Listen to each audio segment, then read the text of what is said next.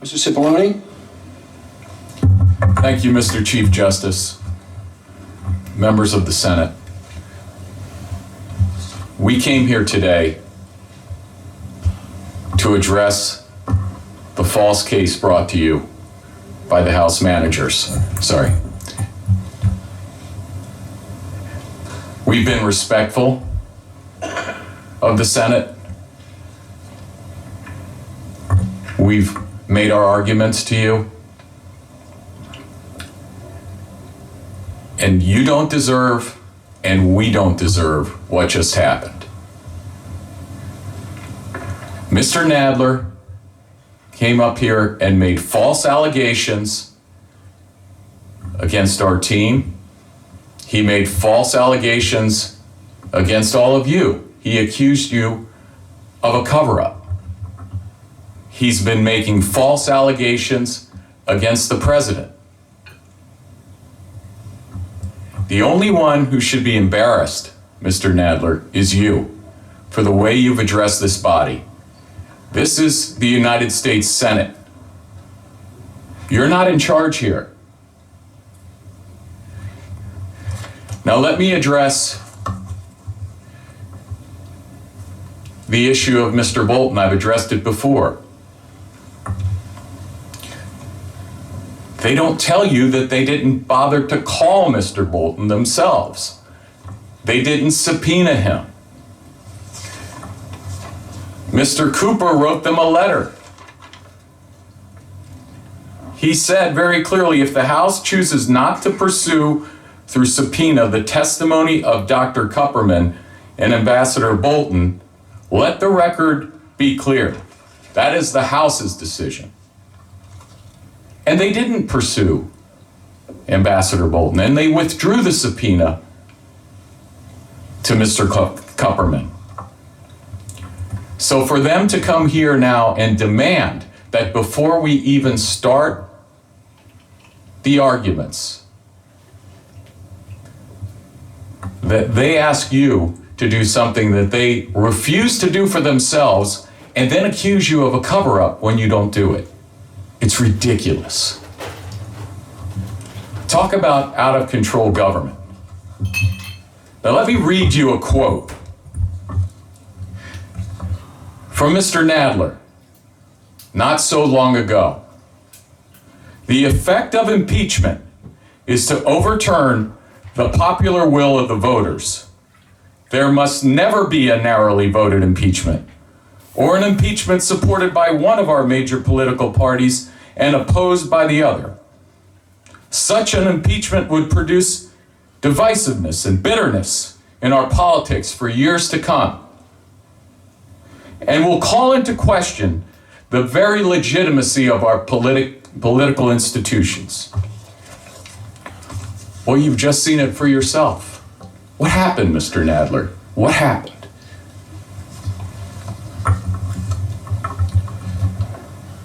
The American people pay their salaries, and they're here to take away their vote. They're here to take away their voice.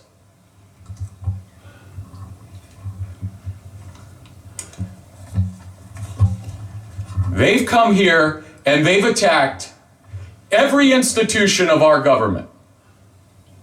They have attacked the president, the executive branch. They have attacked the judicial branch. They say they don't have time for courts. They have attacked the United States Senate repeatedly.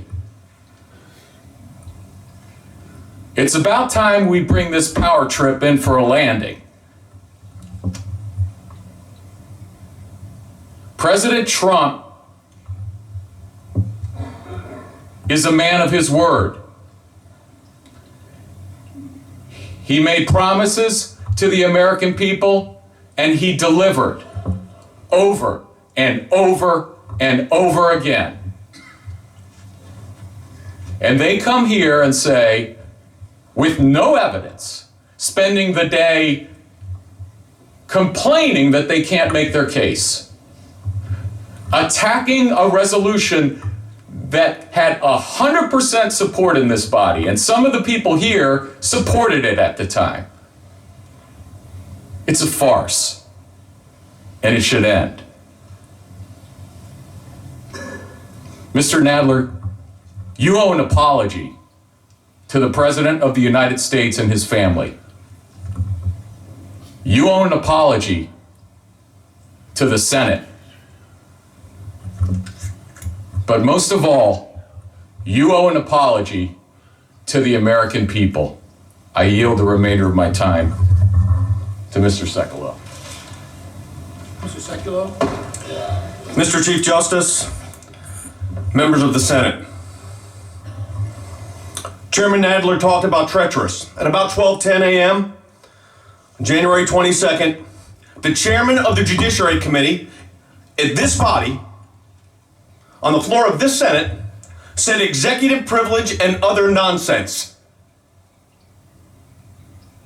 Now think about that for a moment.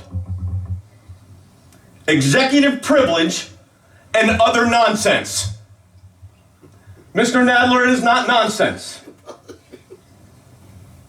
These are privileges recognized by the Supreme Court of the United States.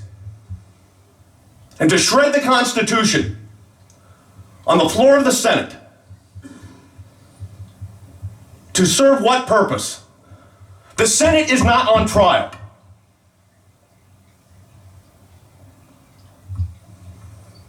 The Constitution doesn't allow what just took place. Look what we've dealt with for the last now 13 hours. And we hopefully are closing the proceedings, but not on a very high note. Only guilty people try to hide evidence. So I guess when President Obama instructed his Attorney General to not give information, he was guilty of a crime. That's the way it works, Mr. Nadler? Is that the way you view the United States Constitution? Because that's not the way it was written. That is not the way it's interpreted. And that is not the way the American people should have to live. I'll tell you what's treacherous. Come to the floor of the Senate and say executive privilege and other nonsense. We yield the rest of our time. The managers have 27 minutes remaining.